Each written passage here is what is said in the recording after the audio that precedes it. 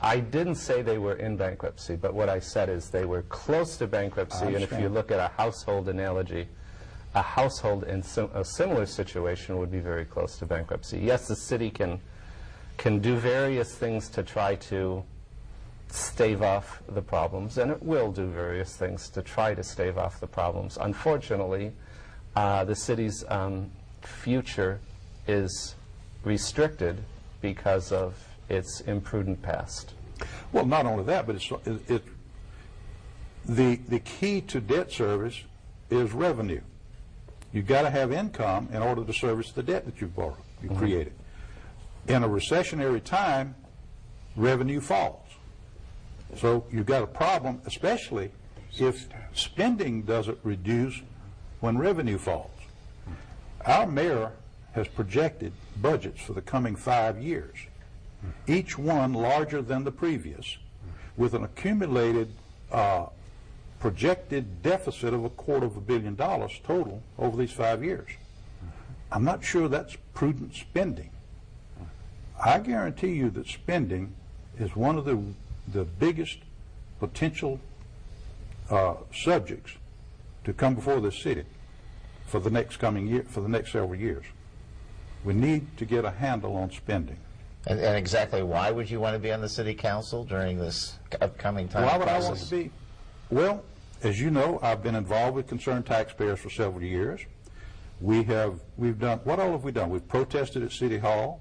We've written council persons and mayors. We have spoken in front of council.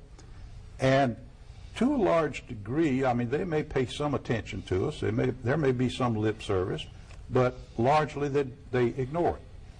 They don't follow up on what we provide them. I thought possibly if I was on the inside instead of the outside, I might have a little more influence. And frankly, I would like to bring some economic rationale to City Council.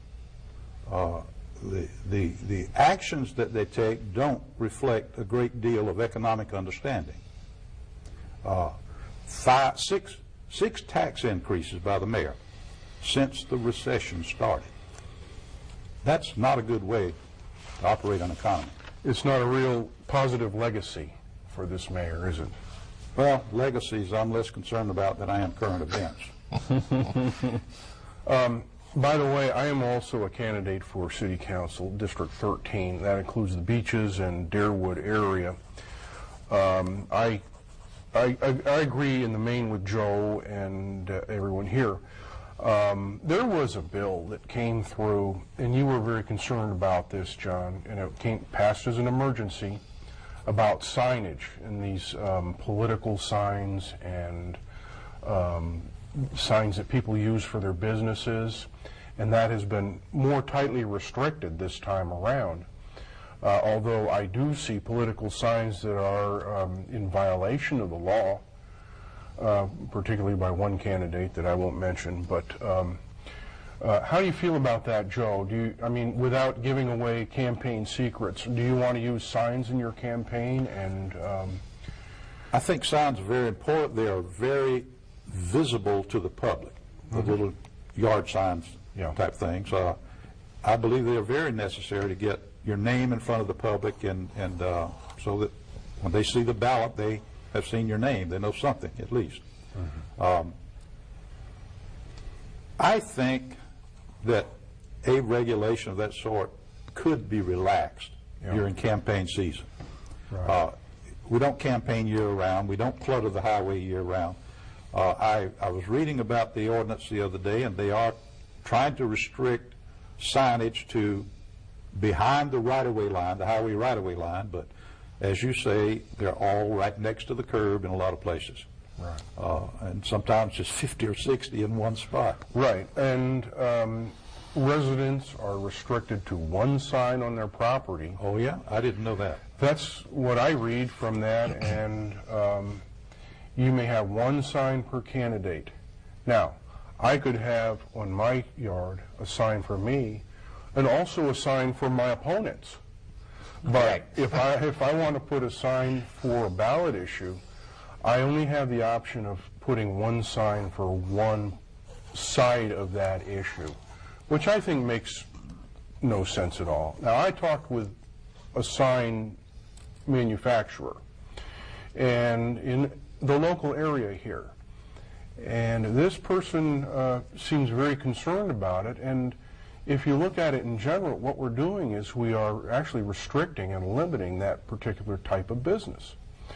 It's going to take a tremendous bite out of this person's business, and I would be very concerned about that, doing things arbitrarily that restrict the possibilities of business. Now, these gambling parlors, here's another example where the city has maybe applied a little too rigorously some restrictions on gambling in order to shut down internet cafes. So I think if we have a climate that is conducive to business, we'll grow. We'll have a tax base to provide funds for what we need in this city. I was going to mention also very briefly, I have these candidate petitions in order to qualify without paying a fee. I need 460 of these signed by registered voters in District 13. You're doing the same, Joe, is that correct? Yes. And in Joe's case and in my case, we're trying to save money in our campaigns. Now, the smart voter might look at it this way. This is a person that wants to save money in his campaign, and therefore in the city itself. So don't hesitate to sign the candidate petition and get that person on the ballot. And I think Joe is a quality candidate. I present myself as somebody with good ideas for government. And you're watching Tax Watch. This is the Concerned Taxpayers of Duval County television show.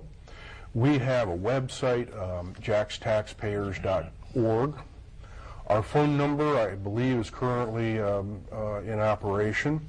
And you can get your message to us through those avenues. You can find out how to join. Our membership fee is $10 annually, which is not much. And you are welcome to join our meetup group, which is called Concerned Taxpayers of Duval County. That's available to anyone who cares to do it. No fee, no requirements involved, and there's a certain amount of discussion of our issues on that. We are really about the only organization that attacks waste, corruption, and secrecy in the local government. We hope that if you are sympathetic with those goals, that you will join us and work with us. We want your ideas. We want to include you in our organization, and we think the government will be much better as a result. Thank you for watching.